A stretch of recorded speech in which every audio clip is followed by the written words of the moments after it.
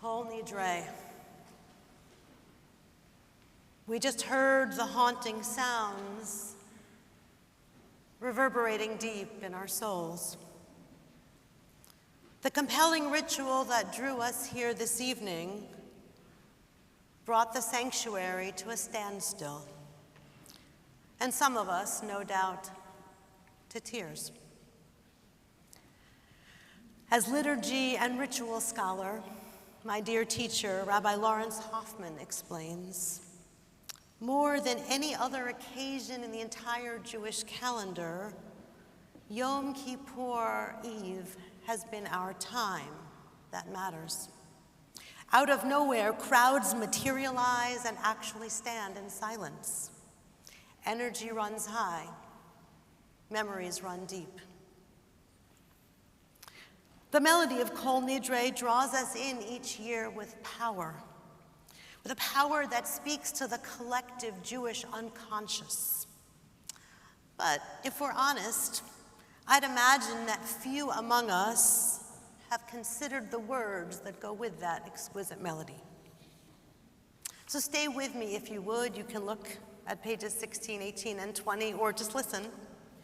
We're not doing a close study, but I'll walk you through briefly what it's about. First, the heavenly and earthly courts, that is God above, as the liturgy says, and us down here, the congregation, we bear witness as we gather to pray, it says, with transgressors, but that's all of us. Literally, all of us are included in this community of prayer. Then it says, Kol Nidre, those words we just heard, let all of our vows and oaths, our obligations, literally all of our promises to God, made from this Yom Kippur to the next, let them be forgiven. Then all of us, all Jews and all who live in our community, Jewish or not, we've all sinned, and we all ask for forgiveness. And then the last two are biblical quotations, the last two lines that say, God, in your great kindness since Egypt, that is, since you rescued us from slavery, forgive us. And then a biblical quote citing God that says, I have pardoned you as you have asked. That was a quick run through. Don't worry if you didn't get it. Because guess what? You're in good company. Sages have been exploring this text for centuries. The centerpiece of Kol Nidre is an Aramaic text that's complicated. It's been changed over the years and it's been interpreted. A few things are key for us to remember. It assumes that we've all transgressed. It's about promises made to God, not between humans. And it seeks forgiveness and absolves us. Scholars have wrestled for years to translate this prayer well. Its precise meaning has been argued about for centuries. Where is it from? Some say the conversos during the Spanish Inquisition. Some say magic bowls in ancient Babylonia. But both of those theories have been debunked. Because Kol Nidre speaks to the absolution of promises, it's made Jews and non-Jews uncomfortable over the centuries. By the 8th century, some rabbis declared it was foolish. And the early Reformed Jews in Germany and here in the United States in the 19th century, they threw it out of the prayer book completely. The 1894 Union Prayer Book didn't have it. By a printing accident, it came back in the 1945 Union Prayer Book. For those of us who grew up in Reformed synagogues, it's a little black one. And Kol Nidre didn't officially return to the Reform liturgy until 1978, the Gates of Repentance, the red book that preceded the silver ones in our hands. That's not that long ago. Our enemies have used the text against us. They said, it proves Jews aren't trustworthy. It challenges our credibility. It was even used to challenge our citizenship in Europe centuries ago. Kol Nidre has been misunderstood again and again. Yet, here we are. It's brought us together this evening to stop and listen as it's repeated and repeated, traditionally getting louder and louder. So here we are in community in this sacred sanctuary, in person, sitting here and joined by the miracle of live stream. And while it's certainly night right now, traditionally Kol Nidre is actually said before Yom Kippur begins, before sundown. At that time between day and evening, a liminal or transitional time, a time of uncertain light and vision.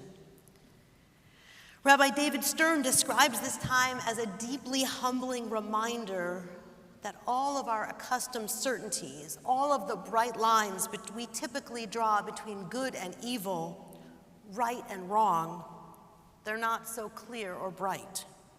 They are less distinct and more in the dusk than we think. Blurring lines, uncertainty, discomfort. I'm not sure that we need more of that. Aren't we already overwhelmed by humbling reminders that our former certainties are no longer distinct or clear? Every day, the news of our world brings more upset. Anger, danger, controversy, war, hunger, job loss, violence against Jews, violence between Jews, health battles, shootings, imprisonment, division of families, fear in our hearts, our streets, our parks. Whatever our beliefs or politics, each day overturns any sense of security or confidence that we can make a difference in our world. How many of us feel beaten up or humbled at every turn? Our certainties ever less distinct, like in the shadows of twilight. So if this is our everyday reality, why then come to hear a prayer that is haunting and potentially unsettling? A prayer that challenges our commitments and highlights the unknowns in our lives. Why are we here? No doubt we each bear our individual reasons. Some of us come to do the uncomfortable, discomforting work of teshuvah, what Yom Kippur is about. Some of us come because our parents and grandparents did before us. It's our responsibility, our tradition. And some of us say, I'm here because it's my last chance to seek forgiveness, to get in the book of life. P.S. It's not your last or only chance, but it's good for us to do the work on this Yom Kippur. Our reasons matter to us, but in the bigger picture, what matters is that we're here. Maybe you read last winter, there was an article in The Atlantic called The Antisocial Century. Reporter Derek Thompson powerfully writes with statistics about how much more time we spend alone, we Americans. We eat out less, we eat alone more, we go to the movies less, we watch more TV at home. We spend many more hours on phones and other screens. Thompson writes, Americans are spending less time with other people than in any other period for which we have trustworthy data, dating back to 1965. Between that year and the end of the 20th century, in-person socializing slowly declined. He said that from the year 2000 to the year 2023, it plunged by more than 20%. That is, in socializing in person, plunged by more than 20%, according to an annual survey done by the Bureau of Labor Statistics. Thompson doesn't critique us, he observes. He cites compelling research that causes him to call our era the antisocial century. Increasingly, we stay in our personally cultivated and customized spaces. We choose what we want to hear and watch, and less do we interact, debate, and disagree healthily or face-to-face with other humans. That is outside of our immediate circles of close friends and family. And often, he writes, we avoid social interaction, maybe beyond those circles or actually at all. Relieved when plans are canceled. So a question. How many of you ride the metro train either regularly or periodically? Or did more before you started working more at home? I won't ask you to raise your hands on the next question. When you ride the train, how often do you seek out conversation with someone you don't know sitting near you? You don't have to raise your hands. Thomson cites a survey done by Professor Nicholas Epley at the University of Chicago, the Booth School. Epley and his team did a fascinating study with metro riders. They asked commuter train passengers to make a prediction.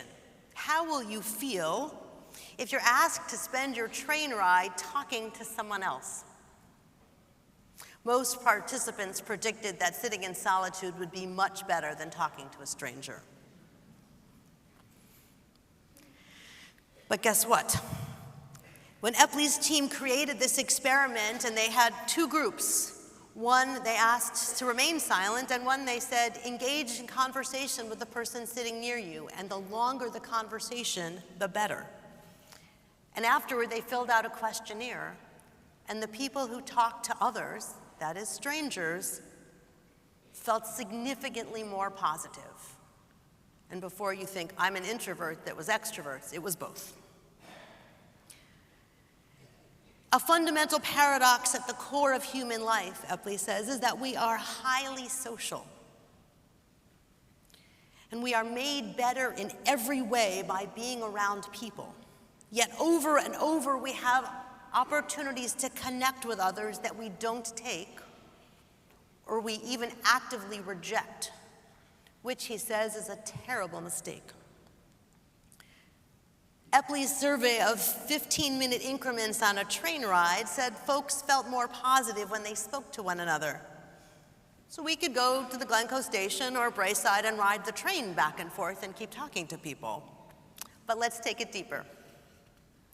When we bring the implications of Epley's research of our antisocial world off the train and here into our sanctuary, we find three meaningful insights for us at this time in our world. First, Kol Nidre brings us together. Consider, if our world is antisocial, how countercultural this full sanctuary is. We come together because of and despite the challenges in our world. We sit beside, in front of, behind fellow congregants, I'm sure many of whom sitting near us have different views, politics, or protests.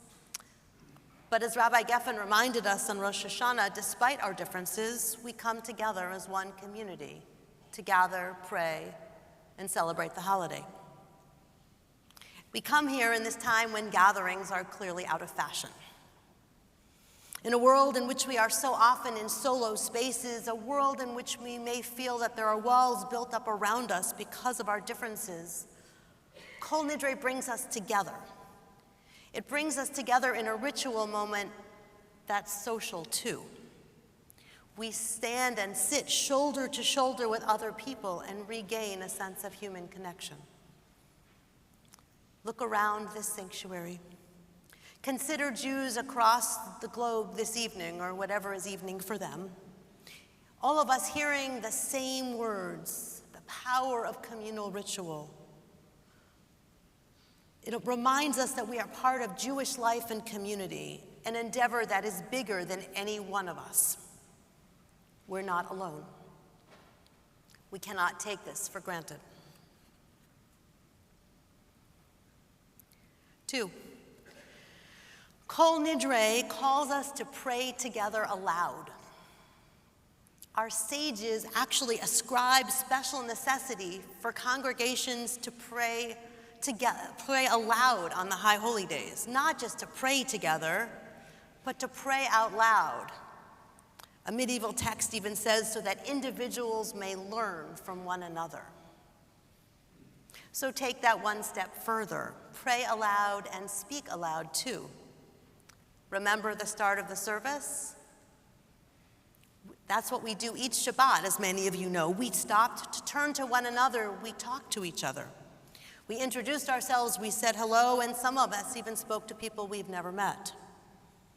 How much better is it to meet someone, to talk to them, rather than sit next to someone an entire service whose name you don't even know?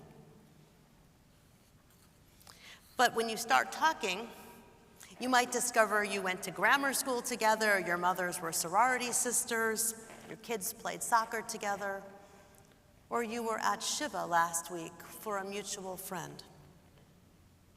You realize perhaps that this is the person whose name you know from some online or on paper argument, but now you're looking at them face to face. You're saying Happy New Year rather than demonizing one another.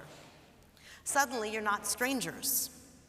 You have a starting point for conversation, a beginning to listen to the other out loud and learn. Who needs a train? We have the possibility for deeper connection.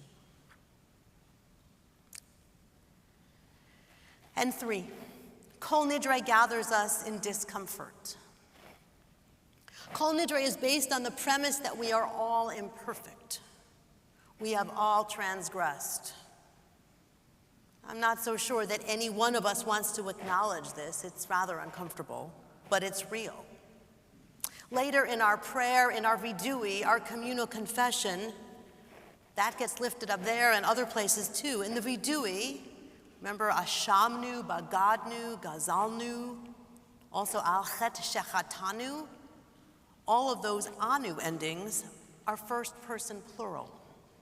It's all language about us. We have sinned, we have transgressed, we have missed the mark. We err in our own ways for sure, but we're all in it. Lest we sit here internally pointing fingers, he did this, she did this, they did that. We're clearly here together to join in the litany of sins, giving strength to one another. And so often, we remember our own errors as we name a transgression. Oh, right, I did that too. Kol Nidre starts us off saying, look around, we're all imperfect. And you know what? We're all equal in this way. We're all accountable to own our imperfections and do better in the new year. As Rabbi Leisman pointed out on Rosh Hashanah, this is our mission, to do teshuvah. We are actually elevated when we take on our errors, when we acknowledge them and we aim to fix them. Keep in mind our transgressions with one another, we still have to do those face to face, so Kol Nidre doesn't make those go away. But living with people, speaking with people, and humbly acknowledging that we all have work to do for forgiveness, this opens the door to so much more positivity than sitting on the train and talking to someone. It strengthens us. Professor Epley explains learning how to interact with real human beings who can disagree with you and disappoint you is essential to living in the world. Disagreeing with others, noting their weaknesses and how they disappoint us, that invites us to turn within and look at our own weaknesses. How have we disappointed others? Whether our disagreements are thoughtful and thought out, or whether we're just trying to be right in our disagreements.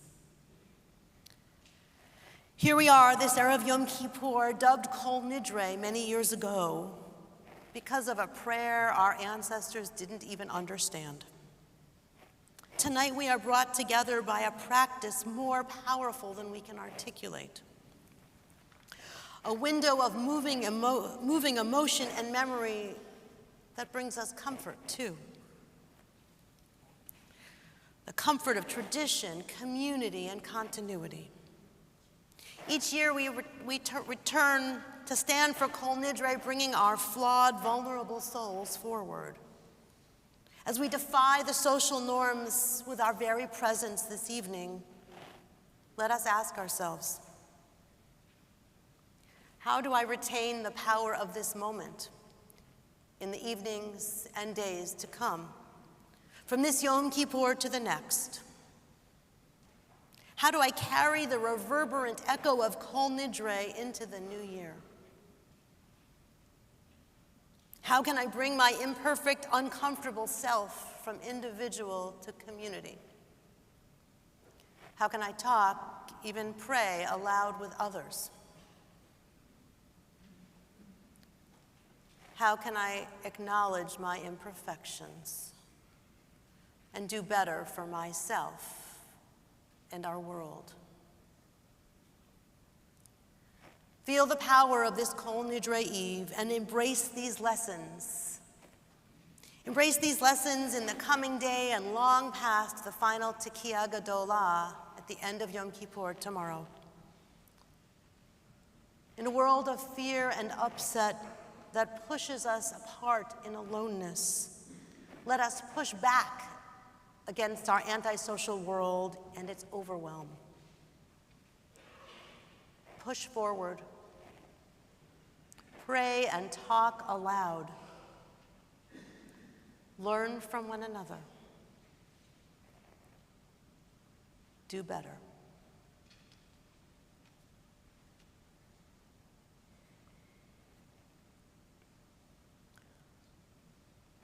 Gamar Chatima Tova.